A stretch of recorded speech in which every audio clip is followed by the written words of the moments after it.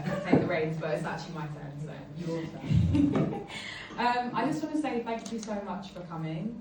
This kind of feels like a poetry prom for me, or something like that. It feels really special to have everyone in the room, and thank you so much.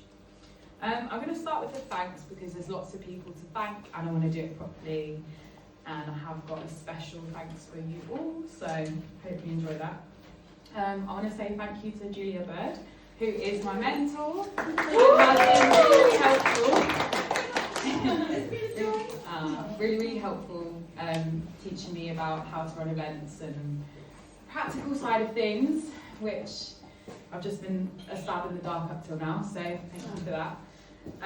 I want to thank Andrea, who is there taking photographs right now. Andrea's been my PA, and it's going to be so hard not to have a PA in life after this project. She is like the executive functioning part of my brain. Yeah, thank you so much. I want to say thank you to Jess Moraine, who I've been working with as a writer, and their understanding of neurodivergent brains and like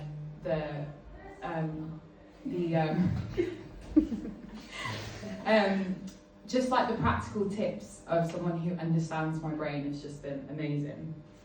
I want to say thank you to Joelle Taylor. She's rewriting her book right now, which is an excellent excuse.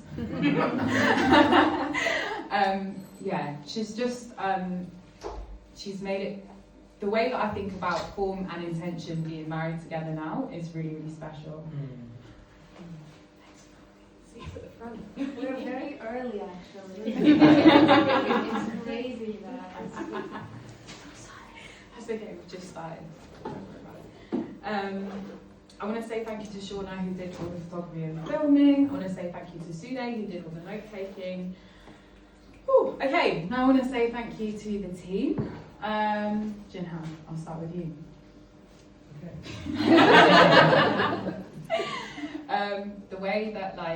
The way you live your life informs your work is really remarkable. And you've made me want to have some conversations with my family before I write about them now. So thank you for that. Sarabi. Oh, hello. God. Hi. What, we're going in a row. No, you've memorised it. sneak attack. So, as a poet, you can get quite individualistic about your art form and becomes a bit ego-y. And I think you coming in from not just your design practice, but the person you are, and the way that you, the way that art informs community and the way community informs art. Like, I think you're truly radical. Oh, Yeah, I would go that far. oh, cool. Thank you. So yeah. Anju, to whom I often describe as an intellectual wet dream.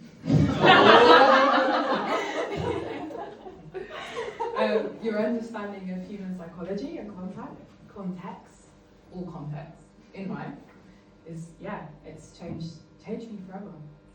Thank you for that. Okay, who's next?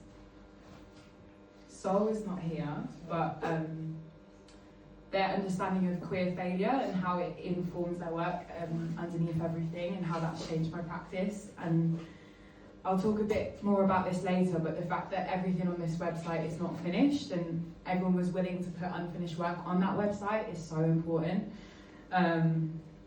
Taylor, the way that your brain thinks about space first and practical things first, but it's always connected to the heart, is really remarkable.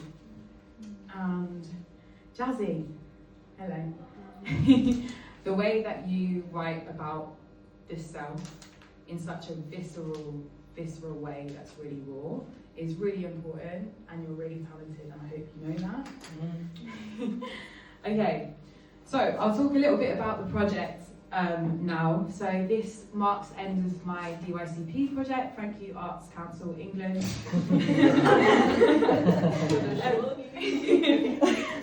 Yeah, so formed the Queer Poetics Research Group, which is everyone you can see before you. Who is the Queer Poetics Research Group, I hear you ask? Well, luckily for you, I have a description. We are a community of neuroqueer artists and writers working across poetry, playwriting, performance, art and design, meeting monthly to share practice and research, inspired by the principles of slow making, radical honesty and embracing queer failure. We pool resources, refuel our artistic tank and interrogate expectations of creative success. We recognise that our neurodivergence calls for a multidisciplinary, collaborative practice. Our work is guided by collective care, slow making and anti-capitalist approaches to art and seeks to imagine better futures. I just want to say a little sec about why I set it up. So Jacob Sam LaRose, who runs the Barbican Young Poets, shout out to Jacob,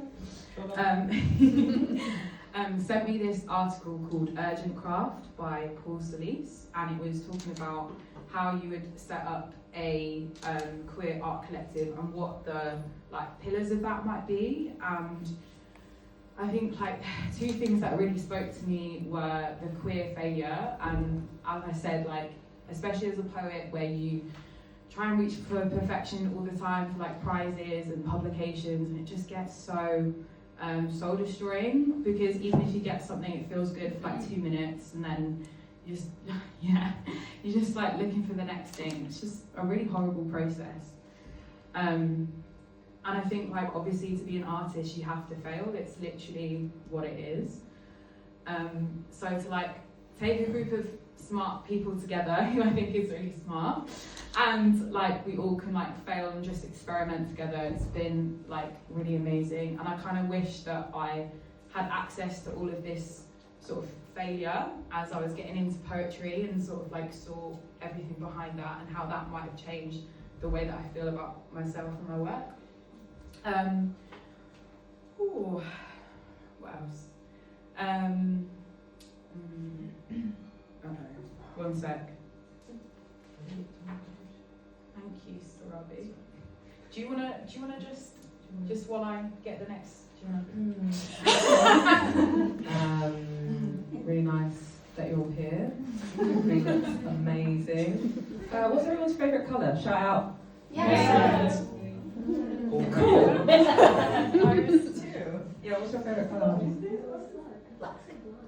Okay, slay. Mine's probably sea blue, because I grew up by the beach and I just think it's a really tranquil colour. I like how sea blue is kind of warm as well, and it reminds me of home. It gives me a lot of nostalgia. Do you know what I mean?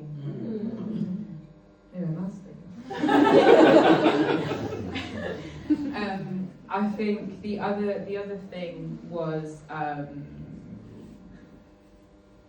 slowing down. Slowing down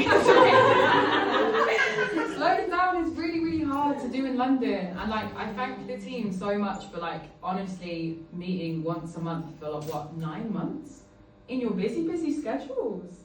Thank you so much. That means so much to me, and I know that was really hard.